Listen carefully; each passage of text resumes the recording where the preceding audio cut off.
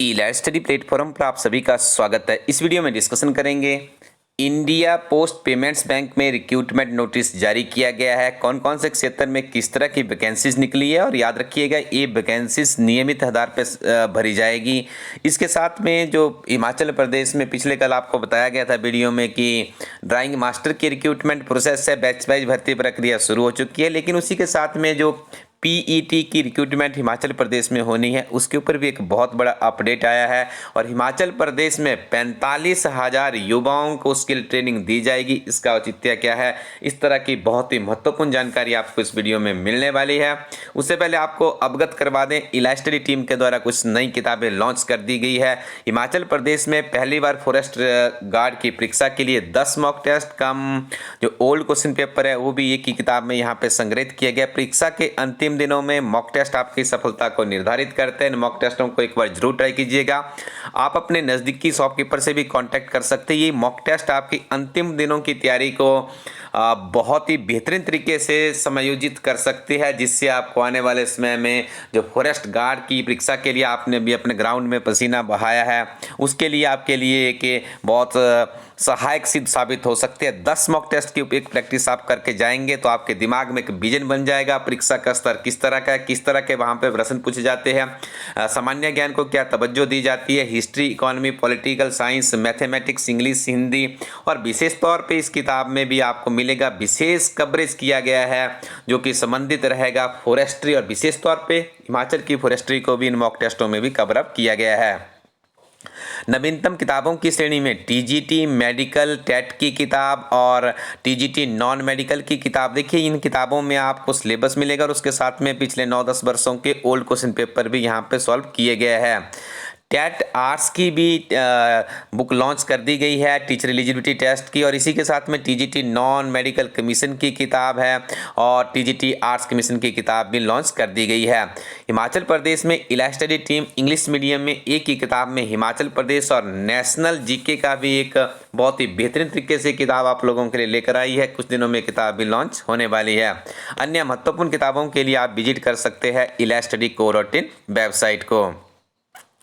आइए डिस्कशन करते हैं इंडिया पोस्ट पेमेंट्स बैंक की तरफ से जो रिक्रूटमेंट नोटिस जारी किया गया है।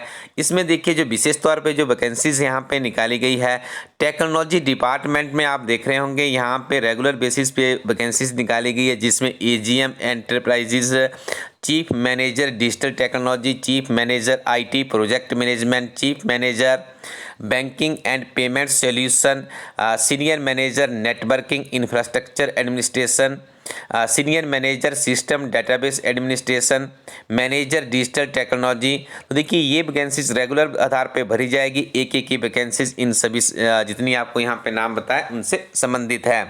इंफॉर्मेशन सिक्योरिटी में भी देखिए चीफ मैनेजर, सीनियर मैनेजर की वैकेंसीज निकली है। एक एक वैकेंसीज है रेगुलर आधार पे भरी जाएगी। प्रोडक्ट डिपार्टमेंट की बात करें तो एजीएम यहाँ पे बिजनेस सॉल्यूशन ग्रुप में चीफ इंजीनियर रिटेल प्रोडक्ट्स है, chief engineer, chief manager PG acquiring, तो इसमें भी एक एक वैकेंसीज निकाली गई है।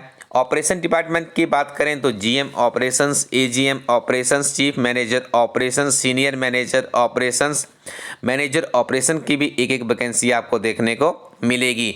रिस्क मैनेजमेंट में डीजीएम और चीफ मैनेजर की वैकेंसीज निकाली गई है। फाइनेंस डिपार्टमेंट की बात करें डीजीएम और एजीएम की वैकेंसीज निकाली गई है। सीईओ ऑफिस में कंपनी सेक्रेटरी की एक वैकेंसीज है।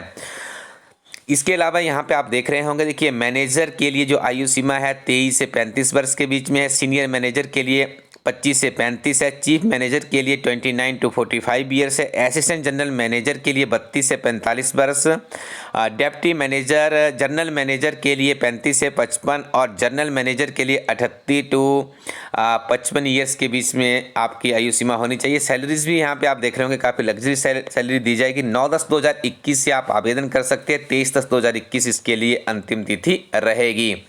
दूसरी बड़ी खबर आई है, हिमाचल प्रदेश में पीईटी भर्ती प्रक्रिया पर रोक लगा दी गई है। तो यहाँ पे देखिए अभी कोर्ट का जो भी माननीय उच्च न्यायालय का निर्णय होगा उसके बाद इस भर्ती के ऊपर आने वाले समय में निर्णय हो पाएगा। तो आप इंतजार कीजिएगा। 27 तक इस भर्ती प्रक्रिया पर रोक लग चुकी है। हिमाचल प्रदेश में 45,000 युवाओं को स्किल ट्रेनिंग दी जाएगी। पहले तो आप एक प्रश्न याद रख लीजिएगा कि कितने युवाओं को ट्रेनिंग दी जा रही है। 45,000 का आंकड़ा आपने रखना है और ये लक्ष्य निर्धारित किया गया है वर्ष 2023 तक। दूसरी बात आपको ये भी याद रखनी होगी, प्रदेश में नेशनल स्किल डेवलपमेंट प्रोग्राम के तहत प्रदेश के 45,000 युवाओं को कौशल विकास के तहत विभिन्न ट्रेड्स की ट्रेनिंग दी जाएगी।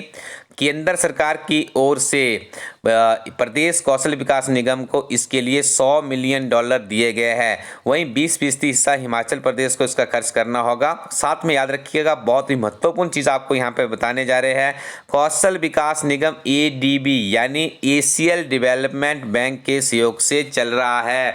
ये प्रश्न भी आपके लिए महत्वपूर्ण है कि जो ये कौशल विकास का इतना बड़ा प्रोग्राम हिमाचल प्रदेश में चल रहा है, इसके लिए फाइनेंशियल असिस्टेंस किसके द्वारा उपलब्ध करवाई जाएगी? तो ये करवाई जाएगी एशियन डेवलपमेंट बैंक के द्वारा। तो ये आपको याद रखना है। 45,000 युवा जब शिक्षित होंगे, स्किल्ड बनेंगे, तो उन्हें आने वाले समय में बेहतरीन तरीके से रोजगार मिल सकता है। ये अच्छी खबर है, आप भी इसके लिए अपना पंजीकृत करवा सकते हैं। और आज देखिए, पूरे भारत में सिविल सर्विसेज परीक्षा का आयोजन होगा और यहाँ पे आपको बता दें, इस परीक्षा के लिए जो आवेदन भरने की संख्या 10 लाख छात्र छात्राएं फॉर्म भरते हैं और 5 से 6 लाख इसमें अपीयरेंस देते हैं। बहुत ही बेहतरीन तरीके से यहाँ पे एग्जाम के कुछ टिप्स दिए गए हैं, हम इनको जल्दी से क्विक रिव्यू करें। आप इन टिप्स को किसी और एग्जाम में भी अपना सकते हैं। किसी भी परीक्षा में बैठने से पहले समय प्रबंधन, टाइम मैनेजमेंट को आप अच्छे से मैनेज कर लीजिएगा। जिन प्रश्नों में दुविधा हो उन प्रश्नों को निशान लगाकर आगे बढ़ते रहिएगा। अंत में जब आपको समय मिले तो आप उनका सॉल्यूशन निकालने का प्रयास कीजिएगा। कोई प्रश्न एकदम ना आता हो तो उसे छोड़ देना चाहिए ताकि नेगेटिव मार्किंग की वजह से आपको नुकसान ना हो। बड़ी परीक्षाओं में जैसे HS की बात करें, हिमाचल प्रदेश में नेगेटिव मार्किंग का प्रावधान रहता है। जिस प्रश्न में सही उत्तर की पहचान 50-50 निश्चितता के साथ करना संभव हो उसमें प्रयास कर लेना चाहिए। आपको लगता है कि इसका प्रश्न देखिए बिल्कुल यस या दो ऑप्शनों में आ चुका है, 4 ऑप्शनों में से, तो आप उसके ऊपर रिस्क ले सकते हो। और CSET की जो परीक्षा होती है IAS में, तो उसके लिए कहा गया है कि 55 से 60 प्रश्न सफिशेंट है, क्योंकि आपको इसके क्वालिफाइंग नेचर का ही रहता है। जनरल स्टडीज की बात करें तो 80+ प्रश्न यदि किए जाते हैं तो ये भी एक बेहतरीन स्कोर माना जा सकता है। 5-5 प्रश्नों को आप सॉल्व करने के बाद OMR के ऊपर उसको मार्क करते रहिएगा। आप अन्य परीक्षाओं में भी इस विधि को अपना सकते हैं। OMR शीट भरते समय प्रश्न संख्या को बार बार चेक करें और उससे होने वाली गलती से, नुकसान से आप अपने आप को बचा सकते हैं। किसी भी परीक्षा को क्वालिफाई करने के लिए आपके पास एक बेहतरीन रणनीति होनी चाहिए और आपके पास अच्छी किताबें भी होनी चाहिए। तो आप इलास्टडी कोरोटिन वेबसाइट को विजिट कीजिएगा। यहाँ पर आपको बहुत ही महत्वपूर्ण किताबें मिल जाएगी। अच्छी किताबें और अच्छे दोस्त अपने पास जरूर रखिएगा, तभी आप जीवन में आगे बढ़ पाएंगे। Thank you very much. Keep watching Elastudy YouTube channel.